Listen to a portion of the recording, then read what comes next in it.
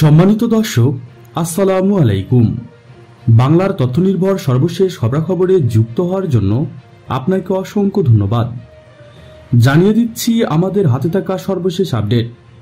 Good news, তুরস্ক থেকে $369 million drone কিনছেন বাংলাদেশ।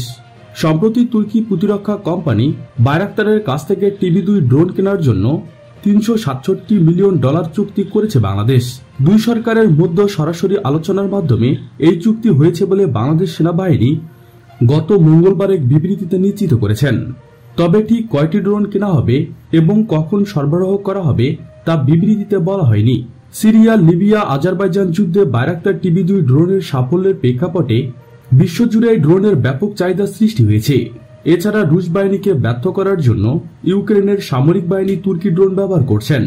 এই চুক্তির ফলে বাংলাদেশ 28তম দেশ হিসেবে বায়রাক্তার TB2 ড্রোন ক্রয় করল। এদিকে বাংলাদেশ বিমান বাহিনী নিজেদের বিমান তৈরির কাজ সম্পূর্ণ করেছেন।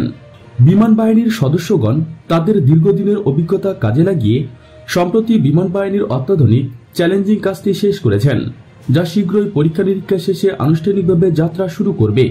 যশোরের বাংলাদেশ বিমান বাহিনীর গ্রীষ্মকালীন রাষ্ট্রপতি কুচকাওয়াজ অনুষ্ঠানে বাংলাদেশ বিমান বাহিনীর প্রধান এসব কথা বলেন। আজকে যশোরে বাংলাদেশ বিমান বাহিনীর গ্রীষ্মকালীন রাষ্ট্রপতি কুচকাওয়াজ অনুষ্ঠানে বাংলাদেশ বিমান বাহিনীর প্রধান বলেন, আমি অত্যন্ত আনন্দের সাথে জানাচ্ছি যে বাংলাদেশ বিমান বাহিনীর সদস্যগণ তাদের দীর্ঘদিনের অভিজ্ঞতাকে কাজে লাগিয়ে সম্প্রতি বিমান তৈরির একটি অত্যাধুনিক চ্যালেঞ্জিং কাজ সম্পূর্ণ করেছেন, যা শীঘ্রই আনুষ্ঠানিকভাবে যাত্রা শুরু করবে। মহান মুক্তিযুদ্ধের সময় যে বিমান বাহিনীর জন্ম তা হবে অপ্রতিরোধ্য দুর্বার, এটাই স্বাভাবিক। তাই এমন একটি বিমান বাহিনীর সদস্য হয়ে আমি গর্বিত। বর্তমানে যুদ্ধ পরিস্থিতিতে বিমান বাহিনীর চ্যালেঞ্জ সবার প্রথমে, তাই সে লক্ষ্যে সবাইকে প্রস্তুত থাকতে হবে। বিমান বাহিনী পরিচালনা একটি ব্যয়বহুল ব্যাপার, এজন্য দেশের সার্বভৌমত্ব রক্ষায় যুগের সাথে তাল মিলিয়ে প্রযুক্তির সাথে তাল মিলিয়ে অপারেশন সক্ষমতা বজায় রাখতে স্বনির্ভরতার কোনো বিকল্প নেই।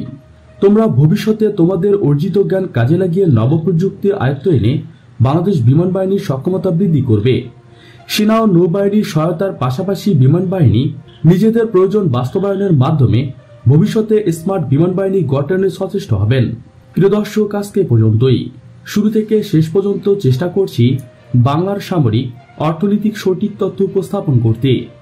কোথাও কোনো তথ্য কিংবা পরামর্শ থেকে থাকলে তা কমেন্ট করে জানাতে পারেন। নিশ্চয়ই আবার দেখা হবে নতুন কোনো বিষয় নিয়ে। ততক্ষণ পর্যন্ত ভালো থাকুন, সুস্থ থাকুন। Thanks for watching my video. আল্লাহ হাফেজ।